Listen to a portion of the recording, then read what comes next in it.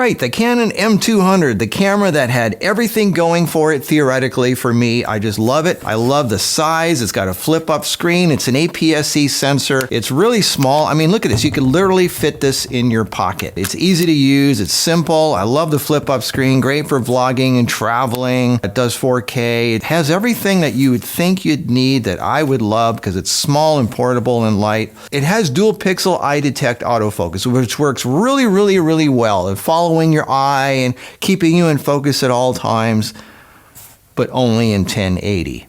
4K is useless. It switches to contrast-based autofocus, which doesn't really work at all. I mean, it doesn't focus on anything in 4K. Manual focus sucks on this thing. You can't basically use this thing at all in 4K. Canon skin tones, of course, are really good. I love the skin tones, the exposure to skin tones, all that stuff looks great. Here's some footage from a Sony 5100. This is an older APS-C camera that's smaller, lighter, cheaper, and older than the M200, and it looks better. Look at this footage here. This is from a Micro Four Thirds camera, and it looks better than the M200. And when you put it in 4K, it crops 1.7 times. That cuts the picture in half almost. For the size, this thing is heavy. This is like made out of solid lead. I mean, I don't mind the weight as much. I like the size, so I'm kind of forgiving about the weight. But speaking of weight, this is actually a pretty lightweight lens. This is the kit lens that it comes with.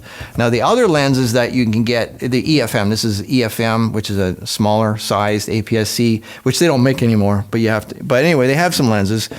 They are heavy too, like the Sigma lenses. Here's a Sigma 56. This thing is heavy. So when you add a heavy lens with a heavy camera, this is pretty substantial for the size that it is. Here's the 16 millimeter Sigma 1.4, great lenses. Here's a 32 millimeter. This is a good lens. And if you want small, this is the perfect lens for this camera. The 22, it's a small lens. It's a pretty good lens for vlogging and stuff. Look at that, flip up screen, small lens. It's a great portable vlogging setup for people who love to vlog. And here's a manual lens. Here's a manual 50 millimeter. This thing is heavy too. If you have an adapter like this, you can put big, giant, honking, full-size lenses on here like this. When you want heavy, here you go. I've been wanting to make this work. I keep trying to figure out little tricks and secrets to make it work, but it only does what it does. And so for me, it's too heavy. It's too clunky. The resolution's not good enough. I mean, it has great skin tones, obviously, because it's a Canon. So I'm going to give it away. One lucky person's going to get all of this. The camera, the kit lens, the adapter, so you can put full-size EF lenses on there, the 22, the 32, the 56, the 16, and the 50. What's that, $2,000 worth of lenses? And the camera and the adapter and all this. One lucky person's going to get all of this.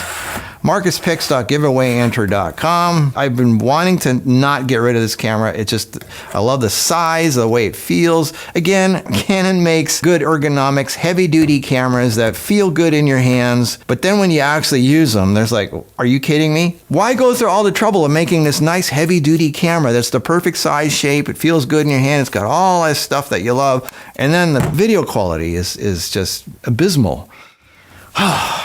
Why? Well, anyway, there you go.